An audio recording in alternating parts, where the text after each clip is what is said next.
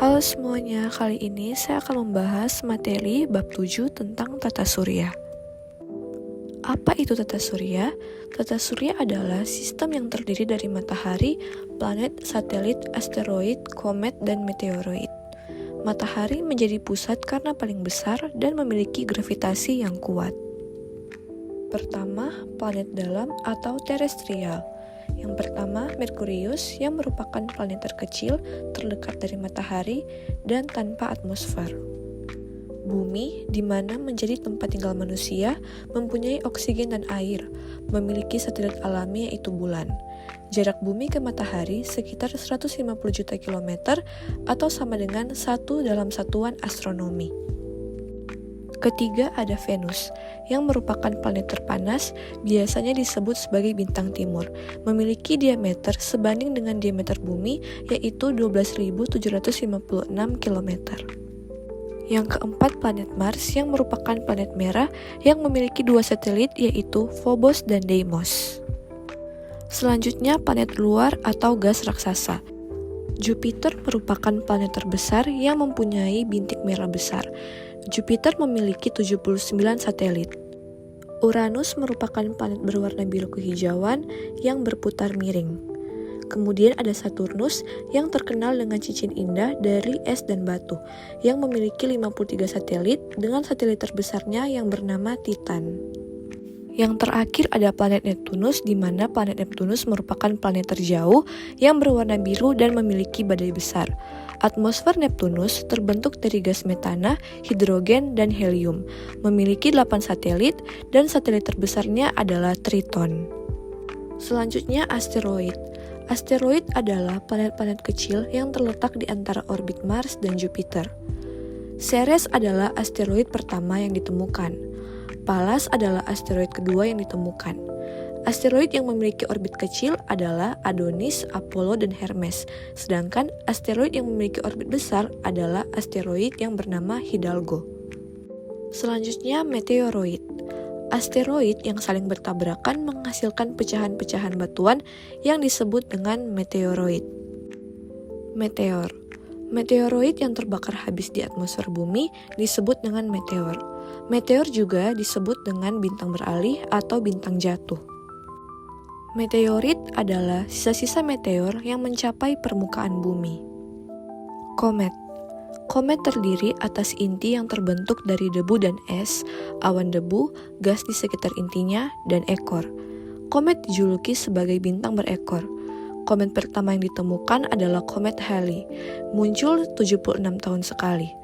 Adapun komet lainnya, di mana ada komet Encke yang periodenya hanya 3 tahun. Gaya gravitasi Newton.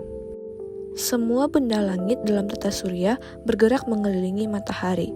Hal itu disebabkan karena matahari memiliki massa lebih besar daripada benda langit yang bergerak mengelilinginya, sehingga terjadi gaya tarik matahari terhadap semua benda langit tersebut, termasuk bumi. Planet-planet bergerak mengelilingi matahari karena ada gaya tarik atau gravitasi matahari terhadap planet-planet itu. Semua planet sebetulnya bergerak lurus, tetapi karena adanya gaya tarik matahari, planet-planet itu bergerak mengelilingi matahari. Selama masih ada gravitasi matahari, semua planet masih mengelilingi matahari. Menurut Sir Isaac Newton, besar gaya gravitasi matahari terhadap masing-masing planet dapat dirumuskan sebagai berikut. Selanjutnya, hukum peredaran planet. Nicolaus Copernicus menyatakan bahwa matahari adalah pusat tata surya dan anggota-anggota tata surya yang lain beredar mengelilingi matahari. Nama teori ini adalah teori heliosentris. Kemudian, Johannes Kepler mengembangkan teori heliosentris dan menciptakan 3 hukum peredaran planet. Hukum peredaran planet tersebut antara lain hukum pertama Kepler, hukum kedua Kepler, dan hukum ketiga Kepler. Hukum pertama Kepler atau hukum elips. Semua planet bergerak mengelilingi matahari, membentuk lintasan berbentuk elips, dan matahari terletak pada salah satu titik fokusnya. Yang artinya, selama berevolusi, planet-planet terkadang dekat dan terkadang jauh dari matahari, sehingga terjadi perihelion dan aphelion. Perihelion adalah jarak terdekat planet terhadap matahari. Perihelion bumi sekitar 147 juta kilometer yang terjadi pada tanggal 1 Januari. Sedangkan aphelion merupakan jarak terjauh planet terhadap matahari. Aphelion bumi sekitar 152 juta kilometer yang terjadi pada tanggal 1 Juli. Hukum kedua Kepler atau hukum luas sama. Garis yang menghubungkan semua planet dengan matahari selama berevolusi akan membentuk bidang yang luasnya sama dengan waktu tempuh yang sama. Artinya, gerak planet dalam mengelilingi matahari memiliki kecepatan yang tidak tetap. Semakin dekat dengan matahari, kecepatan gerak planet semakin cepat. Dalam waktu yang sama, suatu planet menempuh bidang yang sama luasnya. Hukum ketiga Kepler atau hukum harmonik dengan bunyi kuadrat periode planet berbanding lurus dengan pangkat 3 jarak rata-ratanya ke matahari. Pernyataan di atas secara matematis dapat dituliskan sebagai berikut.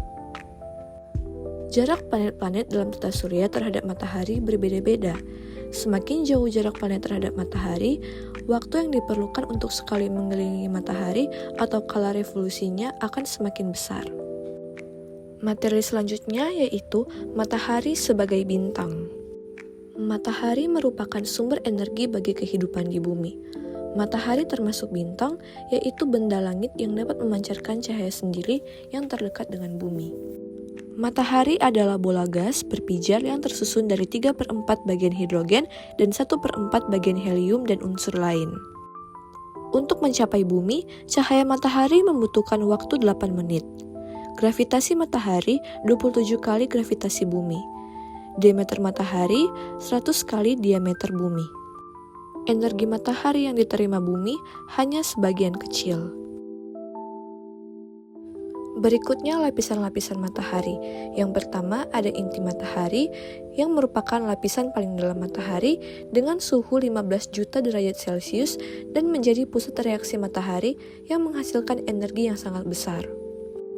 Kedua, fotosfer, lapisan permukaan terluar matahari yang terlihat dari bumi, yang memiliki suhu 6000 derajat Celcius.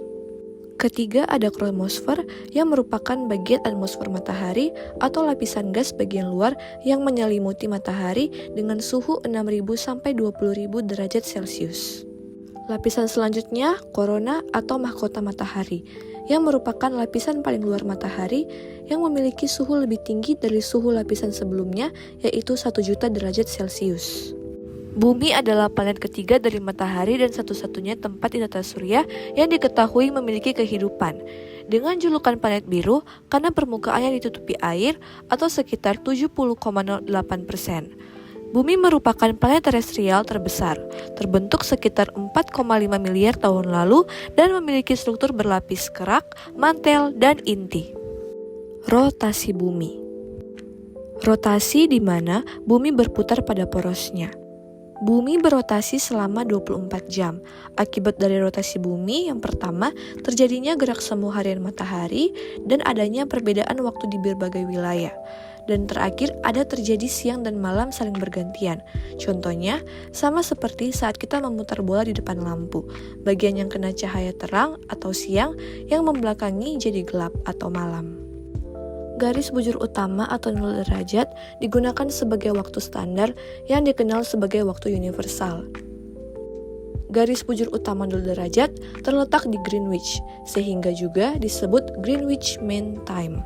Garis bujur dibagi menjadi dua, yaitu garis bujur barat, 0 derajat bujur barat sampai 180 derajat bujur barat, dan garis bujur timur, 0 derajat bujur timur sampai 180 derajat bujur timur.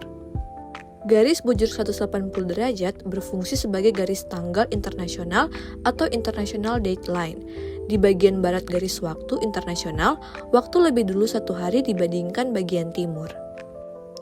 Misalnya, di daerah sebelah timur garis tanggal internasional hari Selasa, maka daerah di sebelah barat garis tanggal internasional sudah hari Rabu.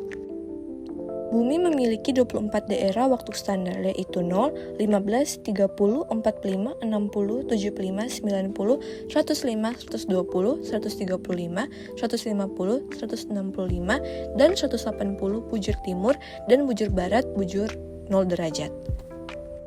Terletak di kota Greenwich, Inggris, Indonesia terletak pada 3 daerah bujur standar, yaitu bujur standar 105 derajat atau WIB, bujur standar 120 derajat atau WITA, dan bujur standar 135 derajat atau WIT. Jika bujur standar terletak di sebelah timur bujur 0 derajat, waktunya ditambah, dan jika terletak di sebelah barat bujur 0 derajat, waktunya dikurangi. Berikut adalah contoh. Selanjutnya, revolusi bumi. Revolusi yang artinya bumi mengelilingi matahari. Bumi berevolusi selama 365 hari. Akibat dari revolusi bumi ini menyebabkan pergantian musim, perbedaan panjang siang dan malam di beberapa wilayah bumi.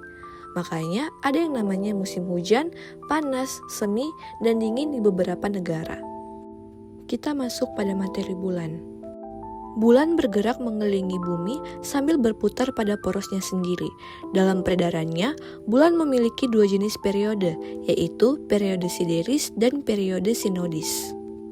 Periode sideris merupakan waktu yang diperlukan bulan untuk mengelilingi bumi satu kali terhadap bintang tetap. Kala revolusi bulan adalah 27,3 hari. Sedangkan periode sinodis dihitung berdasarkan fase bulan yang terlihat dari bumi. Waktu antara fase bulan baru ke bulan baru berikutnya adalah 29,5 hari. Gerhana bulan dan gerhana matahari. Dalam sekali berevolusi, bulan memerlukan waktu 27,3 hari atau sebulan. Bidang edar bulan dan bidang edar bumi membentuk sudut 5 derajat 9 menit, sehingga dalam sebulan, bulan memotong bidang ekliptika sebanyak 2 kali. Ketika memotong bidang ekliptika, posisi bulan, bumi dan matahari dalam satu garis lurus. Apabila hal ini terjadi pada bulan purnama, pada saat itulah akan terjadi yang namanya gerhana bulan, yaitu bulan berada dalam bayangan bumi. Lamanya gerhana dari proses awal hingga selesai dapat berlangsung hingga 6 jam. Dalam 1 tahun, gerhana bulan tidak lebih dari 3 kali. Berikut adalah skema dari gerhana bulan. Gerhana matahari terjadi pada saat bulan baru dengan posisi bumi, bulan, matahari dalam satu garis lurus. Ukuran bulan jauh lebih kecil daripada ukuran matahari, sehingga bagian di bumi yang tertutup oleh bayangan bulan hanya sebagian kecil.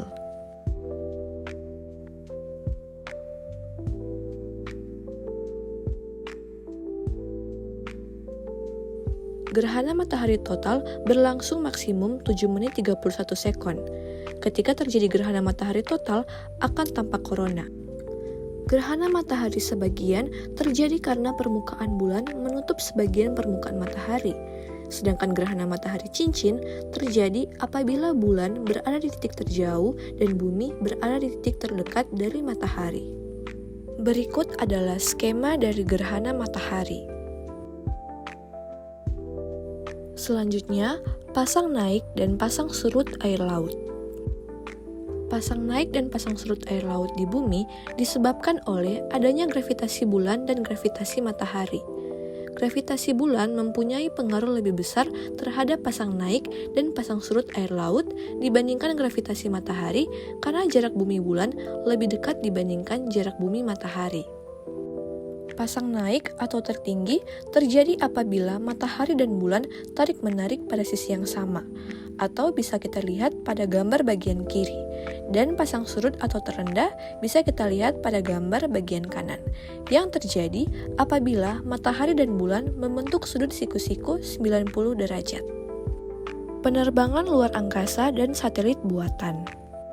Pada tanggal 16 Juli tahun 1969, dunia mencatat sebuah peristiwa bersejarah ketika manusia berhasil mendarat di bulan untuk pertama kalinya.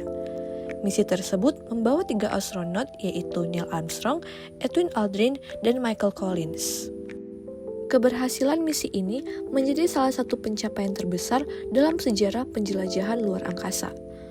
Pesawat antariksa yang digunakan dalam misi tersebut adalah Apollo 11. Indonesia mempunyai satelit yang bernama Palapa yang dibeli dari negara Amerika Serikat pada tanggal 16 Agustus tahun 1976. Satelit Palapa digunakan untuk komunikasi. Demikianlah materi mengenai tata surya. Semoga video pembelajaran ini bisa bermanfaat. Terima kasih.